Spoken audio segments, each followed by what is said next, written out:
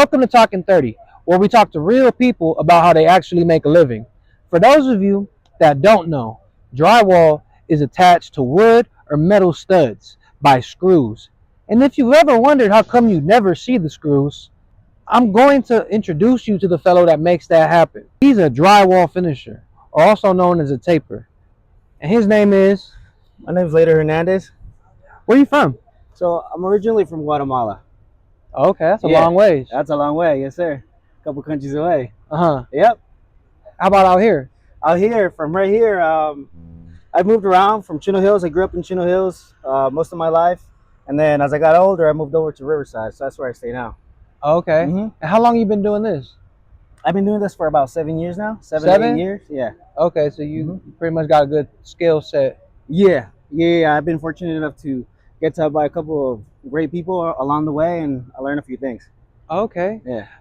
What were you doing before this? Or was this your Before first this, job? No, I worked in fumigation, a couple restaurants here and there, a little bit of mechanics. That's about it as far as that goes. And then after Okay. that, I was introduced to this. And you never looked back. I never looked back. No. Okay. How'd you get your first job? So my first job was, ironically enough, I never wanted to work with my dad. We didn't really get along, but he convinced me because when I was working in fumigation, like it was I was never afraid of hard work, but they just simply weren't paying me, like literally like not paying me. I probably worked like 3 weeks without pay. And so then well, he hell was no. like, yeah. So my dad was like, you know what, bro, just come work for me. And then that's how I got introduced to the game. Okay. Do you want to give a shout out to anybody that helped you learn the trade or shape the way you do things now? Oh, definitely. First and foremost to my dad. He opened up that big door. And then to Chucho, also known as Jesus Aguilar, and his older brother. They taught me a lot about being a leader and guiding other people at a young age, for sure. Okay. What's one of the most impactful things they've taught you? I think most of it is how you handle yourself with other people, for sure. Always giving a good handshake, and then being open to the opportunities that they give you, and always giving more than what you are trying to receive, or not really looking for anything. If you give more service, trust me, it'll come back to you in a very big way in my life. Are you referring to the clients or to the Definitely. foremans and So superintendents? it would be to everybody. You know what I mean? Just in general. Yeah, just in general. Like, especially you're gonna meet Good a lot advice. of trades. You're gonna meet a lot of trades, man. Like, if you got an electrician, he makes a hole, and you're like, oh shit, you know what I mean? No worries, bro. I'm not gonna, if it's something big, then perhaps I have to report it. But if I can take care of it, I'll do that for them, and then I'll see them in another job. And then when we have a screw up, they're like, no worries, no worries. For those of you guys that don't know, in the construction trade, man, we all work together. We all see each other sooner or later. All of our jobs intertwine or intersect at some point. At some point. How was there ever a point where you wanted to quit? Oh yeah, definitely. Especially at the beginning, my first year, I think I quit every week, every weekend. I was like, hell no, this shit ain't for me. A lot of stairs. So I learned in the track. For you guys don't know what a track is, it's when they have those big colonies as they're starting up, The right? KB homes. Yeah, type KB stuff. homes, all that, Leonard, all those things, That's right? where I started too. Yeah, so for those of you who don't know, that's a tough spot to start in, especially if someone doesn't have the patience, because it's piecework. So it's not like you're not there for hour pay. They'll grab a bunch of work, and then they'll pay their guys accordingly to either their knowledge, their skill, or sometimes just even by preference. The more you do, the more you get The more you paid. do, the more you get paid. 10, Exactly. 12-hour days. Yeah. Mhm. So it was pretty bad. So I quit every weekend. Would you be willing to share the biggest mistake you've ever made on a job? Sure. Yeah. Definitely. I think my biggest mistakes going up was undervaluing yourself. You know what I mean? Once you learn a certain amount, you can start putting yourself in places where perhaps other people won't put you there. You gotta take yourself there. You know what I mean? Seizing opportunities, Yes, sir. Seizing believing in opportunities. yourself. Definitely. A big part is believing in yourself and knowing that you can do more and you can earn more. You know what I mean? Because I've seen a couple guys in the trade. I mean, I was a 21-year-old leading 45-year-old men. You know what I mean? Really? So it's like there's some guys that had a 7-year career, 4-year career, and they were still stuck at the same place where I beat that in a year. Now, that doesn't mean I'm special. It just means I was willing to take these opportunities and have those conversations that other people wouldn't have. You never have to lick ass for sure in this trade. If you work hard and you keep your promise, you say you're gonna finish it when you're gonna finish it, you're gonna go places. What's something that people think is easy about your job that isn't? Definitely, I think is spreading the mud around. The tools anybody can learn, but the hand to do details. A detail is something like, for instance, an outlet, right? You put some tape on it, and you spread the mud. That's probably the hardest things that most people and a lot of people quit because they Frustrated? get frustrated. You know, they get tired. They're like, man, this is all I'm doing, and I can't even do it, right?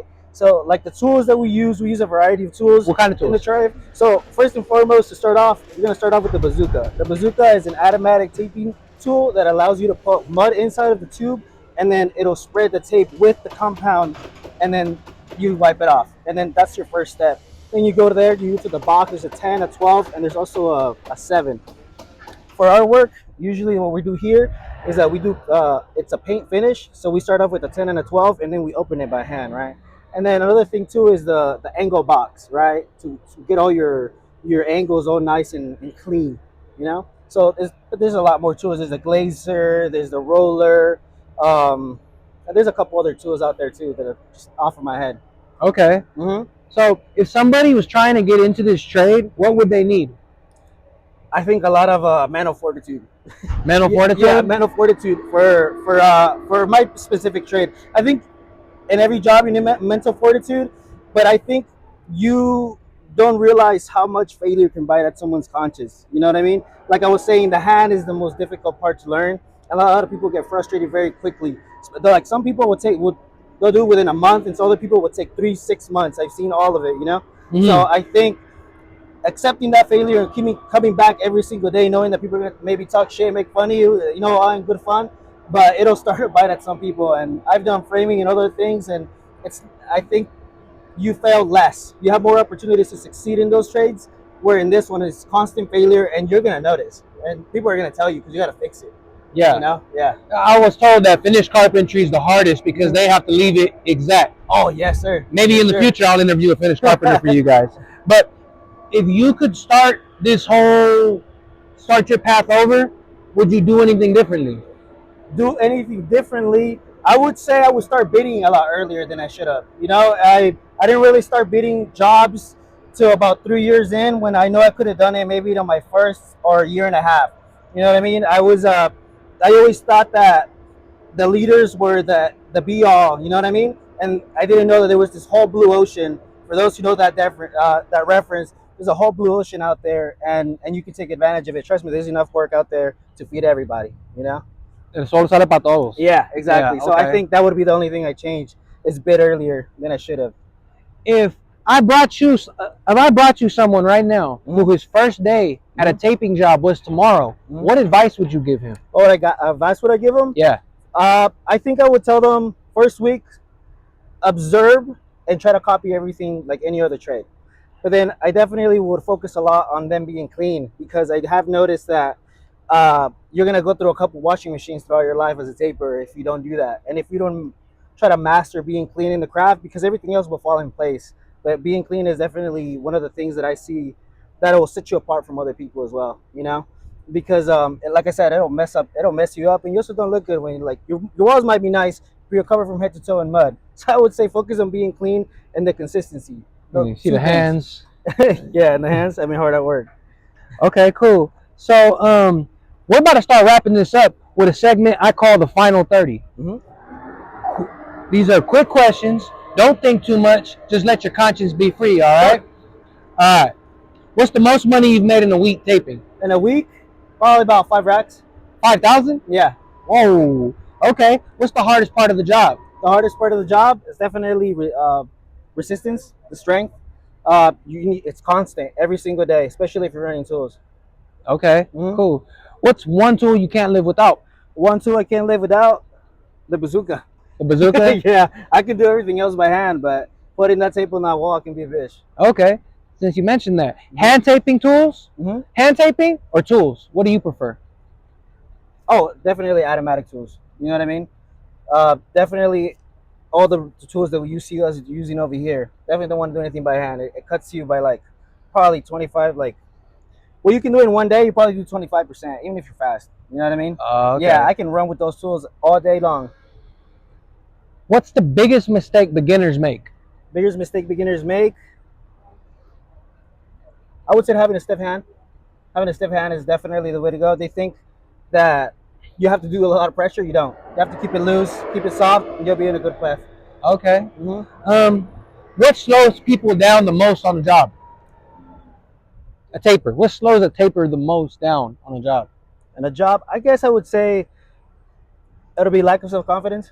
Definitely that, because everything's mental in that in this game. You know what I mean? So I think if you're just trying to perfect everything from the get go, you're gonna lose a lot of time. Over time, you'll gain it. How long did it take you to get fast or efficient? Definitely, I did that in about 6 months. 6 months? Yeah, six Okay. months. I pretty much learned everything. Yeah, I'm a fast learner, and I had great people around me. Yeah, your dad must have been hard on you. Extreme expectations were off the roof. Yeah. Okay. What separates a sloppy finisher from a clean finisher? A sloppy finisher, they just don't care. You know what I mean? Like they just don't care that they're getting like either the wall's dirty, which is the most important part. You know what I mean? And I would just say that they just don't care. The lack of interest. Where do you see yourself in 5 years? I'll definitely have my own company. Yeah, having a couple guys working for me. I do now. You know what I mean? But I definitely want to expand. Definitely have myself a building, a nice office, and just run everything from afar. What's the most people you've had working for you? 15. 15? Yeah. In 7 years, you've had 15 people working for you. Yeah. How many do you have they're just on now? call. Right now, currently working. Yeah. I have 7 right now. Okay. Yeah, and we have a couple jobs out throughout here. What do you have? You have a name for your company yet? I do. It's called Obsidian. Obsidian? Yeah, Obsidian. just Obsidian. Just Obsidian. It's just like Apple and Google. Just Obsidian. All right, pal. Thank you for your time. I really appreciate you giving me the problem. time of day and Yeah. giving me these questions and sharing with the people about Yeah. that. Look out for Obsidian. Any want to give a shout out or give anybody some contact info where they can reach you? Yeah. I mean, if anybody's interested, just hit us up, and I don't know if I can put my number in there. You can. That's fine. Go ahead. So if you guys have any needs, we pretty much will take care of you as efficiently and as quickly as possible. So just hit me up at 951-376-0719. All right. I appreciate Got the it. opportunity.